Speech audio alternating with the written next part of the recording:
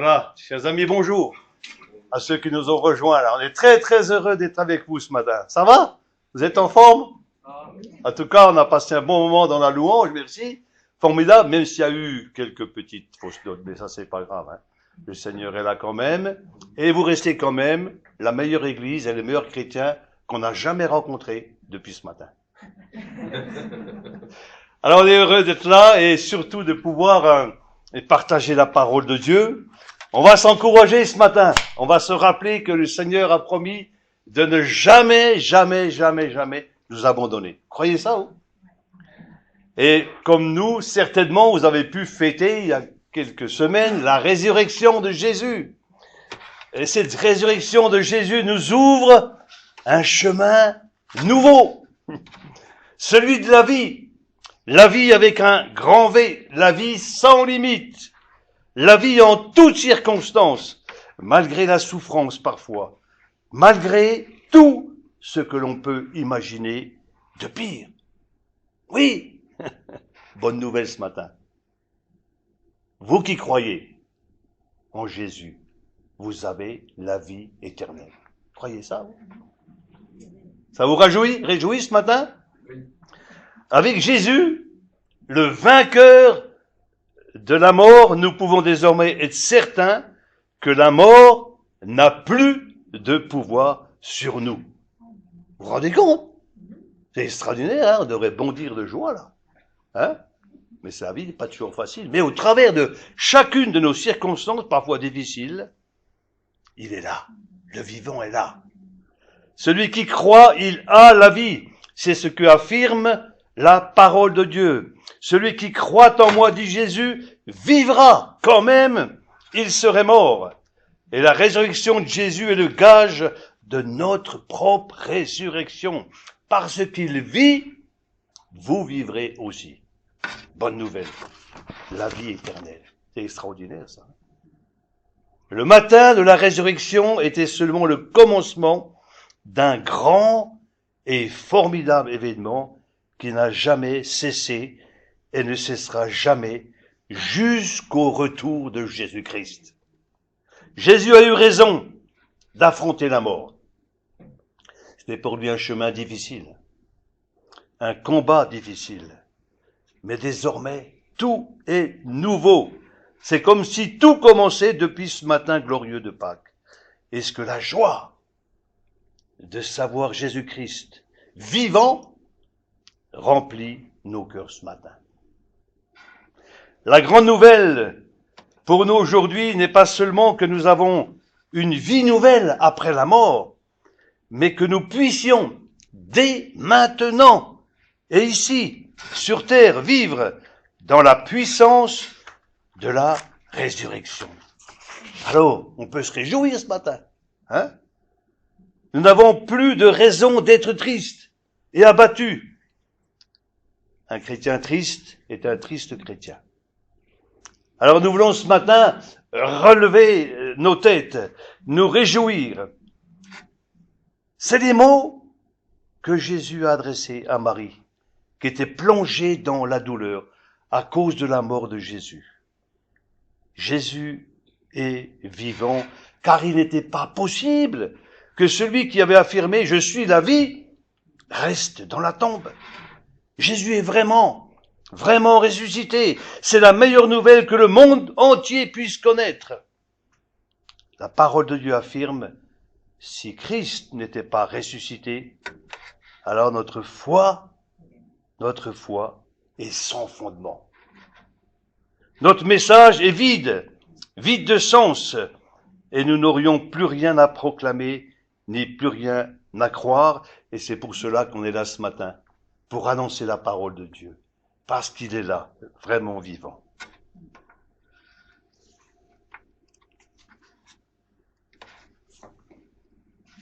On veut se réjouir ce matin, mais on veut aussi recevoir du Seigneur ce matin un puissant encouragement. Vous en avez besoin, vous?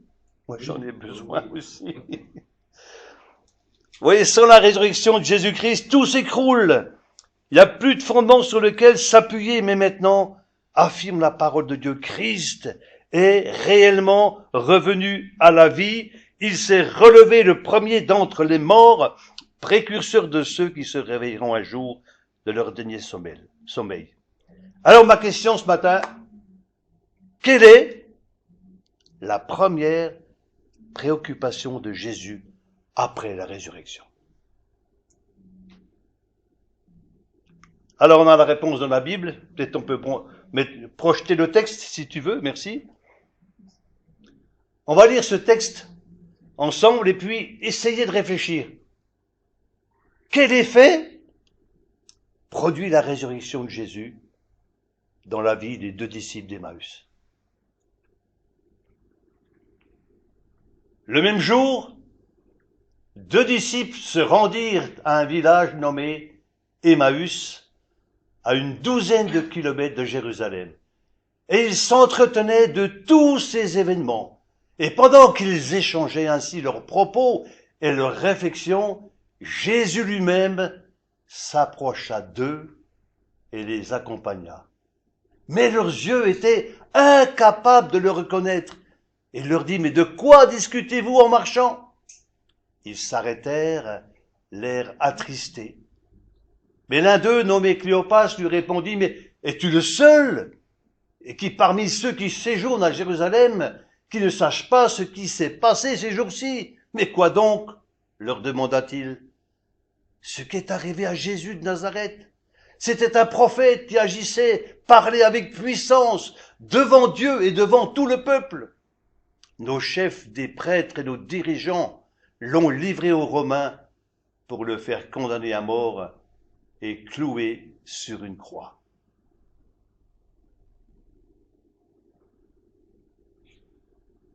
Nous avions espéré qu'il était celui qui devait délivrer Israël, mais hélas, voilà déjà 3 jours que tout cela est arrivé. Ah, il est vrai que quelques femmes de notre groupe nous ont fort étonnés.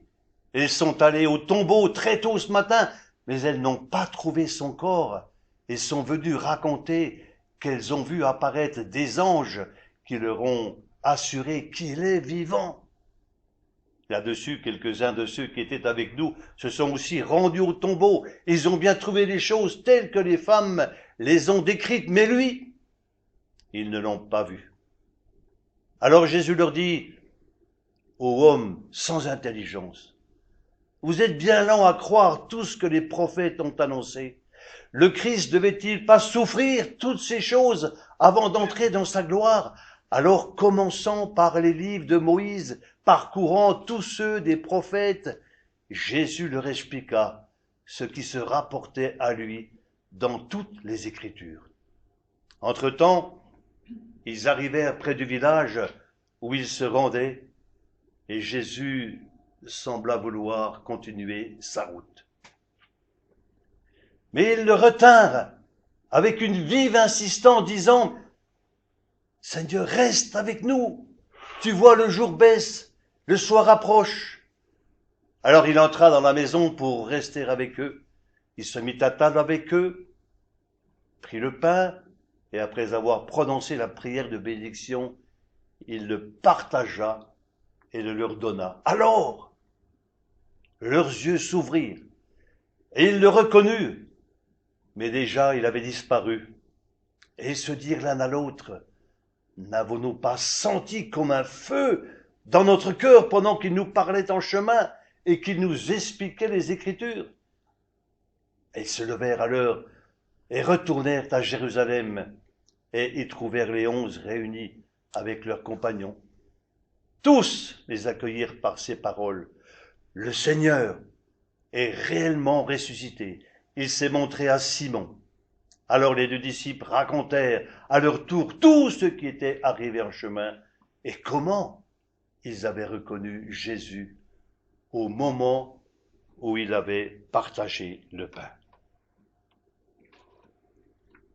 Alors on a la réponse à ma question du début. Quelle est la première préoccupation de Jésus après la résurrection? C'est les siens. Il fait route avec eux. Une autre traduction dit, Jésus s'approcha et fit route avec eux. Autrefois, c'était les disciples qui marchaient avec Jésus, le suivaient. Maintenant, c'est Jésus qui les accompagne et s'intéresse à eux, donnant réponse à leur tristesse, à leur désarroi. Ces deux disciples d'Emmaüs qui avaient perdu leur espérance terrestre d'un Messie pour Israël, ils sont déçus et ils s'en vont, retournant à leurs affaires. Et voilà que cet étranger vient à leur côté, cheminer avec eux. Et cette rencontre de Jésus avec ses deux disciples va complètement changer le cours de leurs pensées. Et la parole de Dieu leur est rappelée. Et Jésus prend le temps de les enseigner à nouveau. Et là, il se passe quelque chose de très fort. Première conséquence de cette rencontre, il est dit alors, leurs yeux s'ouvrirent. Leurs yeux s'ouvrirent. Ils le reconnurent enfin. Le voile terrestre et humain est tombé. Ils détachent leurs yeux de la terre et les portent en haut vers le ressuscité. La foi renaît. Ah, ils avaient cru, s'ils avaient cru aux paroles que Jésus leur avait dites avant de mourir, ils auraient gardé espoir. En regardant Jésus, nous ne sommes jamais déçus. Ayons les yeux ouverts. Ne nous laissons pas troubler par les circonstances. Apprenons à regarder à Jésus et à lui faire confiance en toutes circonstances. Le psalmiste l'avait expérimenté déjà au psaume 25, verset 15, où il dit « Je tourne constamment les yeux vers l'Éternel, car il fera sortir mes pieds du filet. » Et au psaume 141, verset 8, « C'est vers toi, Éternel, que se tournent mes yeux. C'est auprès de toi que je cherche un refuge. » Oui, ils sont nombreux, ceux qui ont trouvé en Jésus une espérance. On a besoin que les écailles tombent parfois de nos yeux pour voir vraiment Jésus. Et puis, deuxième point, il ne s'est pas caché quelque chose de fort dans le cœur de ces deux disciples. Ils ont dit, notre cœur ne brûlait-il pas au-dedans de nous lorsqu'il nous parlait en chemin? Leur cœur se réchauffe à l'écoute de la parole de Jésus, car c'est une parole d'espérance, une parole de vie, une parole qui communique la vie. Aujourd'hui, vous le savez comme moi, on entend beaucoup de paroles, beaucoup de discours flatteurs. Est-ce que notre cœur se réchauffe à l'écoute de toutes ces paroles autour de nous? Peut-on encore croire en l'homme pour changer le monde? Pour nous, nous ne croyons pas en un homme pour répondre aux besoins de notre monde ou de notre pays. Mais nous croyons en celui qui est ressuscité, capable de sauver le monde. Oui, le rejet de Dieu a fait courir l'homme à sa ruine. Et je rencontre beaucoup de personnes qui me disent, mais on va à la catastrophe, on va droit dans le mur, on marche sur la tête, on ne sait plus où on en est. La prédication de la croix est une folie pour ceux qui périssent, mais pour nous qui croyons, elle est la puissance de Dieu. On n'a pas le droit d'avoir honte de l'Évangile. Il nous faut la proclamer aujourd'hui, plus que jamais. Et Jérémie, chapitre 17, versets 5 et suivants, écrivait ceci, « Malheur à l'homme qui se confie dans l'homme, qui prend la chair pour son appui, et qui détourne son cœur de l'Éternel, il est comme un misérable dans le désert. Et il ne voit point arriver le bonheur. Il habite les lieux brûlés du désert, une terre salée, sans habitants. Mais béni soit l'homme qui se confie en l'Éternel, et dont l'Éternel est l'espérance. Il est comme un arbre planté près des eaux, et qui étend ses racines vers le courant. Il n'aperçoit point la chaleur quand elle vient, et son feuillage reste toujours vert. Dans l'année de la sécheresse, il n'a point de crainte, et il ne cesse de porter du fruit. Oui, la présence de Jésus me pousse à dire, Seigneur,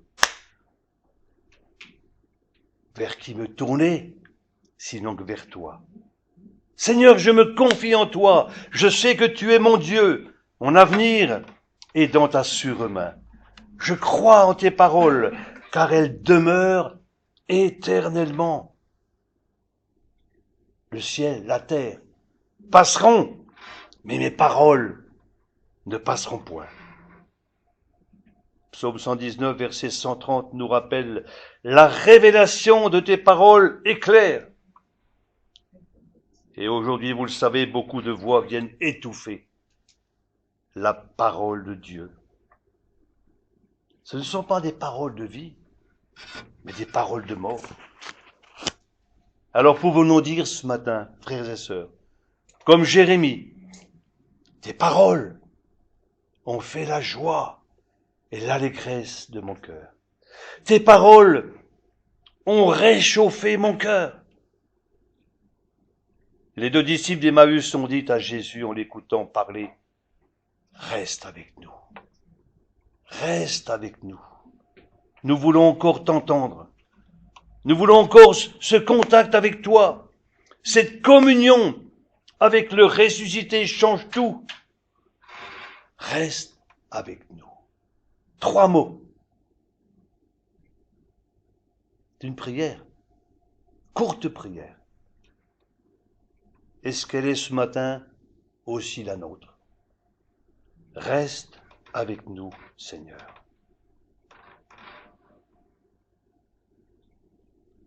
Ce reste avec nous doit témoigner notre soif de la parole de Dieu. Avons-nous soif de la parole de Dieu? Soif de l'entendre, de nous laisser instruire par lui, guider par lui, consolé par lui. Pierre l'avait bien compris lorsqu'il dit, Seigneur, vers qui irions-nous? Tu as les paroles de la vie éternelle.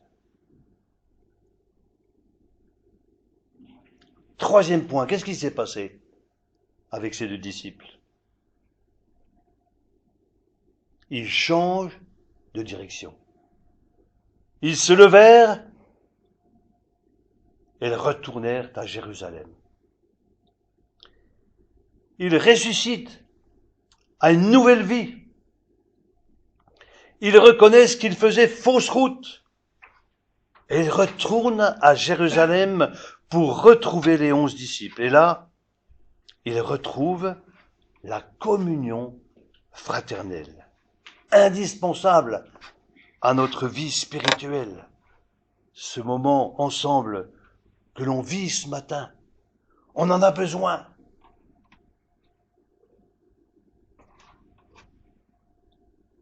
En se mettant à l'écart, en quittant, en s'éloignant de Jérusalem, les 2 disciples faisaient fausse route.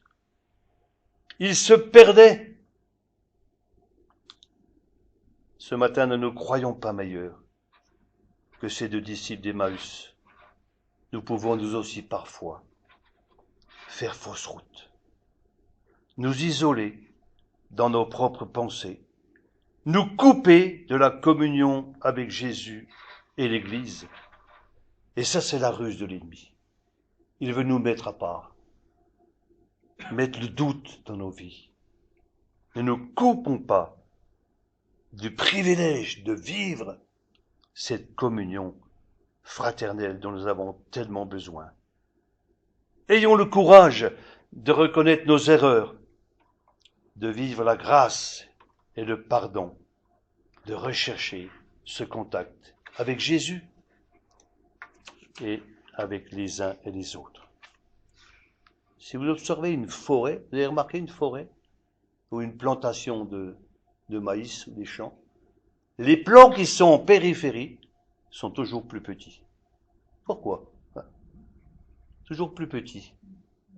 Mais ceux du milieu, alors, on a l'impression qu'ils veulent tous être plus grands les uns que les autres. On a l'impression qu'ils s'encouragent à rester grands.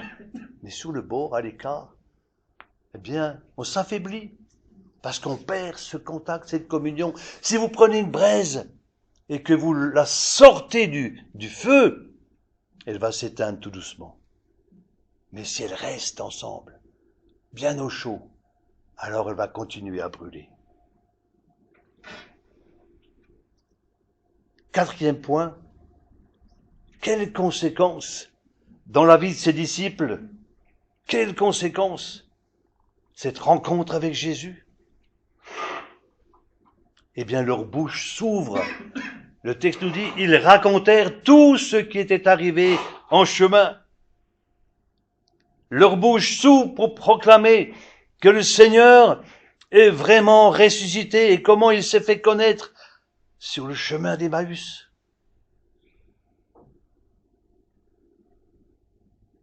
Depuis que j'ai rencontré Jésus, ça fait 60 ans, c'est une étape, hein. Mais j'ai le désir vraiment de parler de lui dans toutes les occasions qui se présentent à moi. Et je voudrais vous raconter ce matin une petite anecdote qui va aussi certainement vous encourager. J'ai dirigé pendant presque près de 40 ans une entreprise. Et puis une année, il y a quelques années, on avait énormément travaillé avec un fournisseur. Et le patron de cette boîte qui nous fournissait le matériel me dit, écoutez, monsieur Gézer, on aimerait vous remercier parce qu'on a bien collaboré ensemble et on voudrait faire un geste, voilà, de reconnaissance. Et il nous dit, avec votre épouse, on vous offre une croisière en Méditerranée. Ouh. Je dis, qu'est-ce qu'on va faire là, sur un bateau, pendant 8 jours? Et je me suis dit, on est chrétien, on y va, mais dans le but de parler de Jésus. Pouf.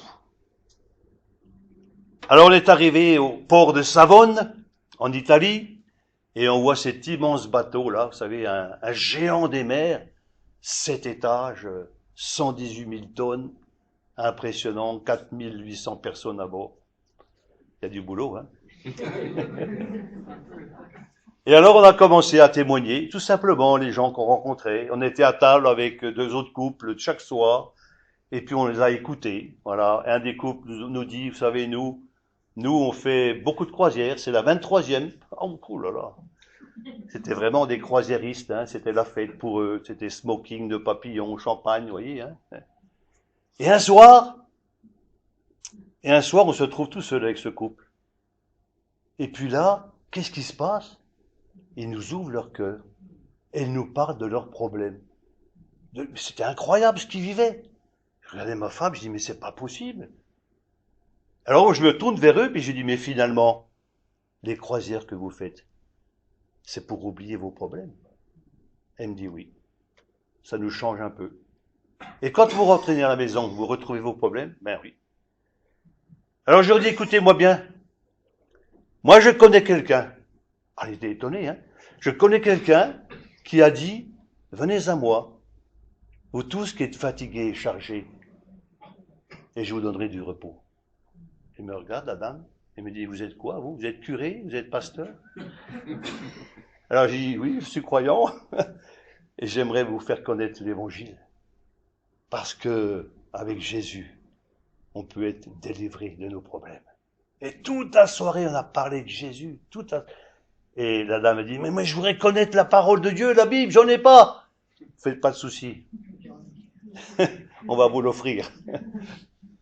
Et c'est extraordinaire de voir comment ces gens se sont ouverts. Ce que je vous ai pas dit, c'est quand on était sur le port, avant d'embarquer, avec Ruth. Moi, j'ai levé les bras devant ce bateau. Et j'ai dit, Seigneur, c'est une demande un peu folle, hein, mais des fois, il faut être un peu fou avec Jésus. Hein. je te demande une chose, que tous ceux qui sont sur ce bateau, l'équipage, le personnel, les croisiéristes, que tous ceux-là aient la possibilité de connaître ta parole. J'ai fait cette prière. Et elle ne m'est pas sortie de la tête, cette prière. Alors toute la semaine, bien sûr, on a parlé, et je dis, mais comment le Seigneur va-t-il s'y prendre pour répondre à cette prière? J'avais reçu ce verset de la parole de Dieu, Éphésiens 3:20, il est dit ceci, Dieu peut faire par la puissance qui agit en vous, au-delà de tout. Vous connaissez ce verset. Tout ce que vous pouvez demander et espérer. Vous vous rendez compte?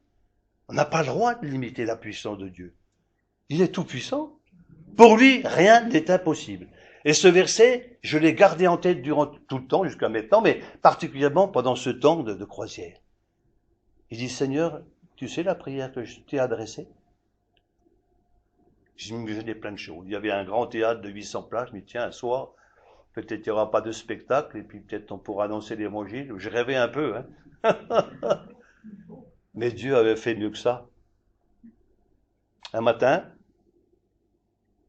sortant de notre cabine, vous savez, les cabines, c'est des grands couloirs, et puis il y a des cabines de chaque côté, à plus finir, hein. Des centaines, des centaines, des centaines. Hein. Et un matin, en face de notre cabine, normalement, ça devrait être une cabine, et je vois la porte entrouverte. Je pousse un peu la porte, et je dis, mais c'est pas une cabine. Et il y avait là des cartons empilés jusqu'au plafond. Je dis, mais qu'est-ce que c'est de ça? Et alors je vois un jeune qui était là, avec un chariot. Je dis, mais qu'est-ce que vous faites là? Il me dit, monsieur, mon travail, c'est de mettre une Bible dans chaque cabine. Waouh! Oh là là! Oui, Gédéon. Et je dis aux jeunes, tu sais, mon jeune, moi, je fais partie des Gédéons. Donc je connais ton travail, mais on va prier maintenant pour que cette parole puisse être reçue dans la vie, dans les cœurs de tous ceux qui sont sur ce bateau. Alors je dis merci Seigneur. J'ai rien eu à faire. Il avait tout prévu. Mais j'avais prié et cette prière a été pour moi, cet exaucement de prière a été pour moi un puissant encouragement de ne jamais limiter la puissance de Dieu. Et ce bateau, c'était le Costa Concordia. Je ne sais pas si le nom va vous rappeler des souvenirs. Vous l'avez vu à la télévision? Ouais. Il a fait naufrage. Quelques temps après. Et donc 32 personnes ont trouvé la mort dans ce naufrage. Voilà, Seigneur agit. Alors, les deux disciples, on revient à nos disciples, là, au contact avec Jésus. Il s'est passé quelque chose dans leur vie. Nous ne pouvons pas nous taire, mais nous devons parler, partager avec ceux que nous rencontrons. Ah, c'est pas facile, hein? Parfois, on dit, oh là là, qu'est-ce qu'ils vont penser? Qu'est-ce qu'ils vont dire? Comment ça va se passer? C'est difficile. Ils vont se moquer de moi. Oui, ben oui, on va se moquer. On s'est moqué de Jésus aussi. Mais quelle force! Quel encouragement, mes amis!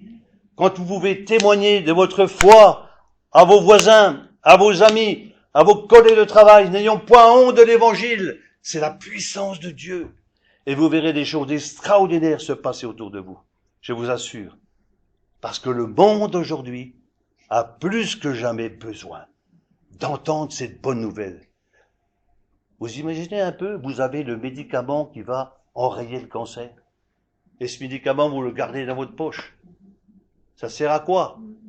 Nous avons la solution aux problèmes du monde aujourd'hui. N'ayons pas peur de témoigner, même devant nos grands hommes politiques. Voilà, j'ai eu l'occasion plusieurs fois d'en rencontrer et de leur parler de Jésus. Et un jour, j'ai dit à l'un d'entre eux, si tu veux, je veux prier avec toi, parce que tu as une responsabilité importante. Voilà. Et il m'a dit, si tu veux. Allez, j'ai prié avec lui. J'ai vu que ça avait touché. Qu'avons-nous à raconter? Si nous avons vraiment rencontré Jésus, s'il a vraiment changé nos vies, alors nous pouvons le confesser.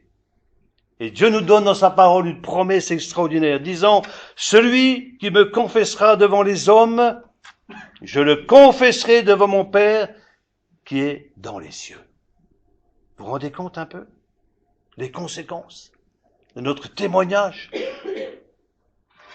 Alors que nous puissions aussi faire cette expérience de la rencontre avec Jésus, marchant à nos côtés, et de pouvoir partager aussi la bonne nouvelle du salut en Jésus-Christ.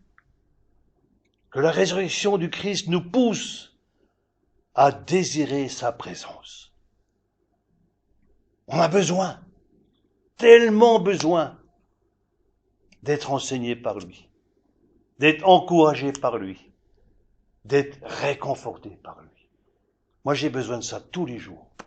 Et je dis de mon Église, si vous prenez pas le temps, chaque jour, avec Dieu, dans la prière et la lecture de la parole, vous ne tiendrez pas. On vit des temps particuliers, des temps difficiles, on le sait. Mais nous ne voulons pas être désespérés, découragés. Pourquoi? Le meilleur est devant nous. Amen. Le meilleur est devant nous et Dieu aura le dernier mot sur l'humanité. Et encore, quel privilège! Moi, je me réjouis ce matin de vous voir. Parce que vous êtes dans la bonne route. Vous êtes au bon endroit ce matin. Que Dieu vous encourage, vous aide. Et que, devant le soir qui approche, devant ce jour qui est sur son déclin, nos yeux puissent s'ouvrir pour voir Jésus tel qu'il est. Que nos cœurs se réchauffent au contact de sa parole, que nous nous levions pour agir selon sa volonté et que nous proclamions la victoire du Christ vivant pour l'éternité. Que nous soyons prêts pour le grand rendez-vous. Le Seigneur est à la porte. Il revient bientôt. Comment va-t-il trouver son Église quand il reviendra? Comment va-t-il trouver son peuple? Oui, on a besoin d'être prêt, de se préparer à cette belle rencontre. Et le meilleur moyen de se préparer à cette belle rencontre avec Jésus, c'est de le rencontrer tous les jours. Voilà l'invitation que nous laisse ce matin celui qui est ressuscité, vivant pour l'éternité. Le projet de Dieu pour chacun de nous, c'est de nous avoir avec lui. Lorsqu'il a fini son ministère sur terre, Jésus est parti. Il est monté au ciel. Et il a dit, je m'en vais pas là-haut pour me tourner les pouces. Je m'en vais vous préparer une place, afin que là où je suis, vous y soyez aussi. Votre place est prête, mes amis. Votre place est prête. On peut s'imaginer cela, nous, petits êtres humains. Être un jour et pour toujours dans la présence du Seigneur Jésus, celui qui est mort sur la croix pour nous, celui qui a payé le prix de sa vie pour notre pardon. Voilà l'avenir qui nous est réservé. Alors, levons nos yeux au-dessus de cette terre, avec ses problèmes, avec ses catastrophes.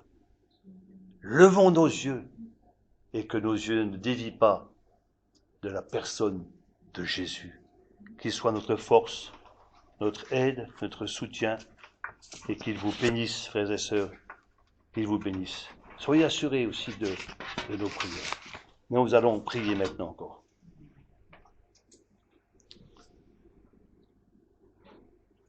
Seigneur, quelle grâce, quel privilège de savoir que ton désir est être proche de chacun de nous. Seigneur, nous voulons ce matin nous engager à garder avec toi cette communion, à rechercher à chaque instant de nos vies ta présence à nos côtés.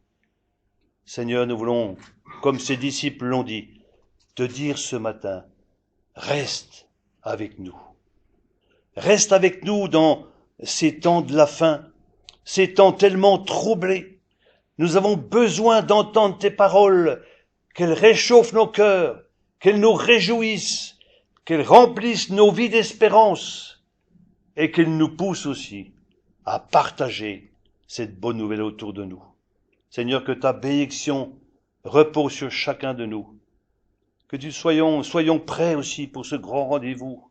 Nous voulons persévérer, même s'il y a des luttes, des combats, parfois des doutes, des craintes.